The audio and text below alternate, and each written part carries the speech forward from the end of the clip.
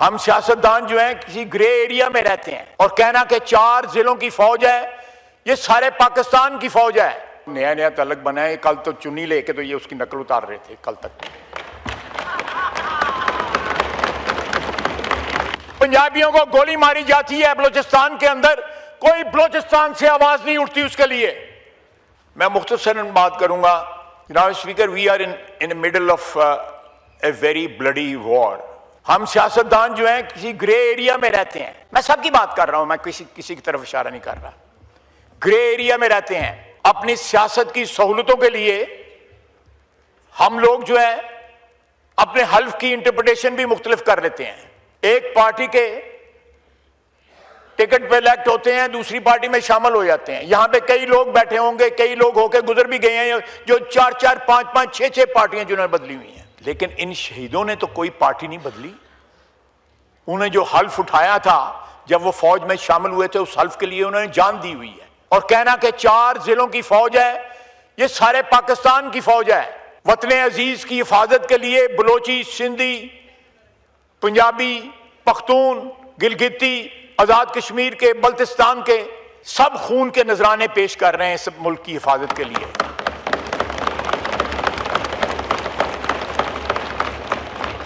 हम अपने मफादात के, अपने सियासी मफादात की जंग लड़ रहे हैं। अगर कोई कहे कि हम इस वतन अजीज की जंग लड़ रहे हैं तो यह गलत है।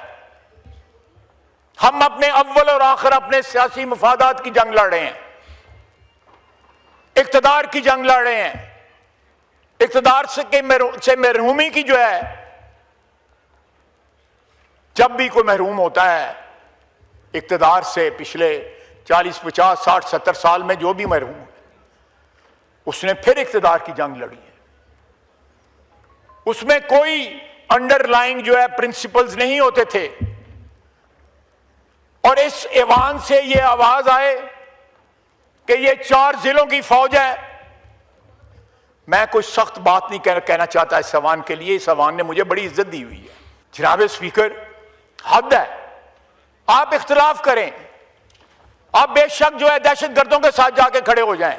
जनाब स्पीकर, सियासी इख्तिलाफात में या सियासी चपकलश में या सियासी मफादात की हफाजत करते हुए, सियासी और अपने ज़ाती मफादात की, अपनी ज़ाती सियासत की हफाजत करते हुए अगर मैं जो है एक लकीर जो खून से खींची गई है उसको क्रॉस करता हूं तो मुझे कोई हक नहीं है इस ऐवान में बैठने का।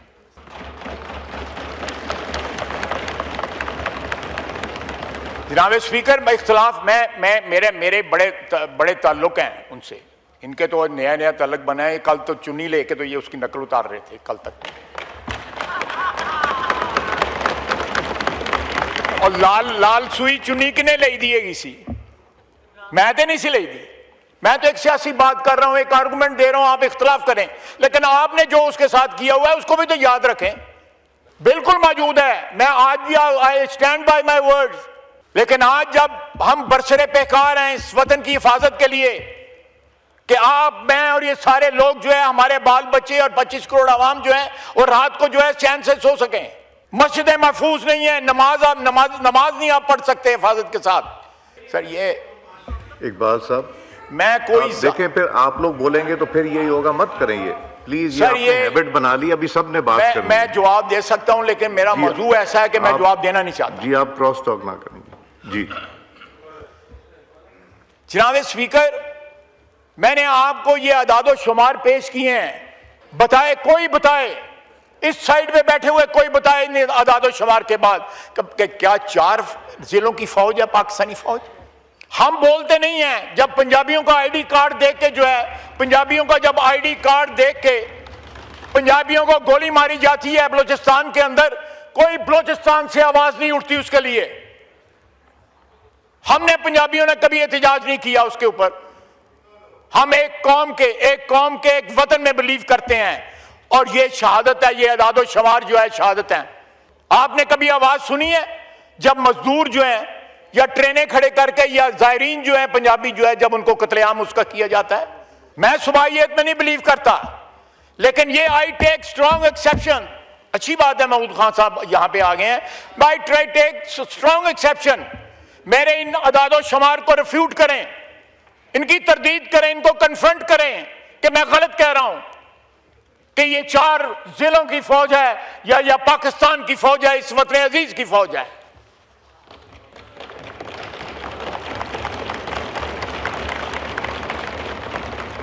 जनाब speaker, with all due respect, साद एहतराम के साथ, लीडर ऑफ अपोजिशन का ओहदा जो है वो एक कौमी ओहदा है, वो किसी सूबे का या किसी जिले का ओहदा नहीं है। वो पाकिस्तान की नेशनल असेंबली का एक ओहदा है, काबिल एहतराम ओहदा है। इस किस्म की गैर जिम्मेदाराना स्टेटमेंट उस ओहदे पे बैठ के जो शख्स दे, वो अपने ओहदे की तस्लील कर रहा है, वो अपने ओहदे की निगेशन कर रहा है, उसकी नफी कर रहा है। मैं ये कभी बात ना करता उस ताल्लुक की बैकग्राउंड में या उसकी बैकड्रॉप में जो मेरा इनके साथ है। जनाब स्पीकर, ये कौम की जंग है, ये इस वतन की जंग है, किसी जिले की या किसी सूबे की जंग नहीं है। और ये इन शहीदों का खून जो है ये शहादत दे रहा है कि ये कौम की जंग है। वो ये सवाल नहीं पूछते, उनको तो ये भी नहीं पता होता उनका MNA कौन है या उनका MPA कौन है या कौन उनकी रिप्रेजेंटेशन कर रहा है। उनके लिए अव्वल और आखिर वतन है, ये सरजमीन, ये पाक सरजमीन है।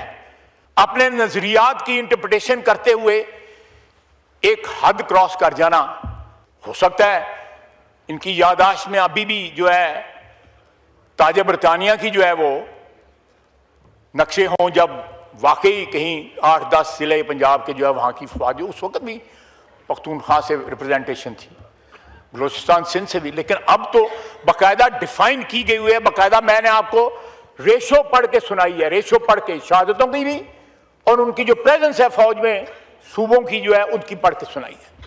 जनाब स्पीकर, इख्तलाफात अपनी जगह, लेकिन ये रेड लाइन है हमारी, ये शहीद जो है।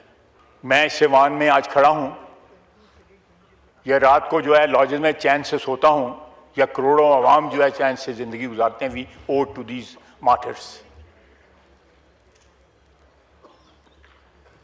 किसी ने पूछा है, ये पिछले 4-5 दिन में जो है उनके जनाजे पड़े जाते रहे हैं, जाने शुरू हुए हैं, अच्छी बात है।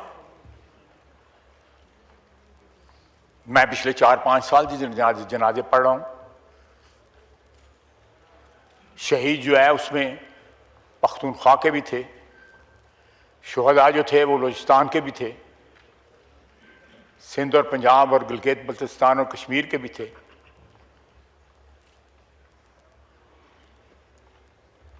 शहीद का जो है वो किसी सूबे या किसी सब नेशनलिटी के साथ ताल्लुक़ नहीं होता है। शहीद के दर्जात जो हैं वो बड़े बुलंद हैं, ये हमारे ईमान का हिस्सा है।